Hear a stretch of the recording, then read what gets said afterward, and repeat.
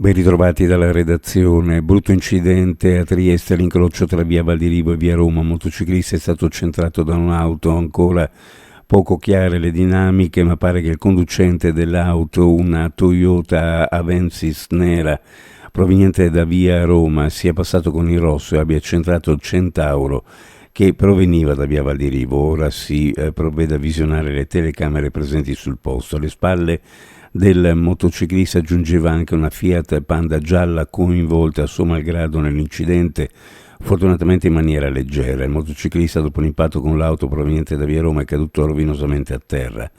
L'uomo alla guida della moto è stato condotto a Catinara, ma pare che le sue condizioni non siano gravi, come precisato dagli agenti della locale impegnati a effettuare i rilievi e a regolare il traffico, che non ha subito grossi disagi.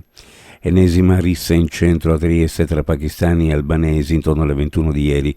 Sul posto, per sedare gli animi, 2 pattuglie del nucleo radiomobile dei carabinieri, 2 della Polizia di Stato e i sanitari del 118 che hanno trasportato all'ospedale di Catinara un giovane di nazionalità pakistana, dove è stato curato per i colpi ricevuti durante la rissa.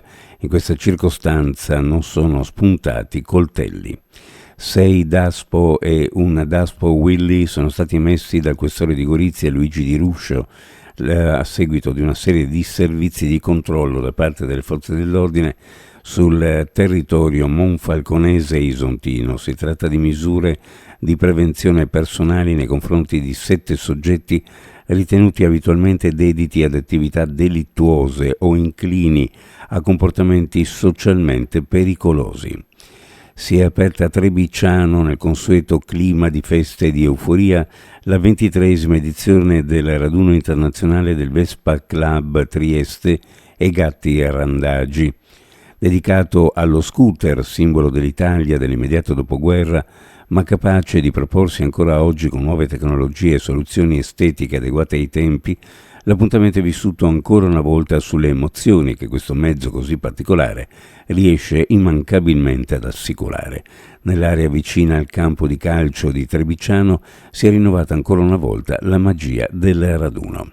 Uno sguardo alle previsioni meteorologiche per la giornata: cielo in prevalenza sereno, al pomeriggio possibile la formazione di modesta nuvolosità sulle creste in montagna, caldo afoso con venti a regime di brezza, temperature minime in pianura fra 17 e 20, le massime fra 31 e 34 gradi, sulla costa minime fra 22 e 25, le massime fra 29 e 31 gradi centigradi.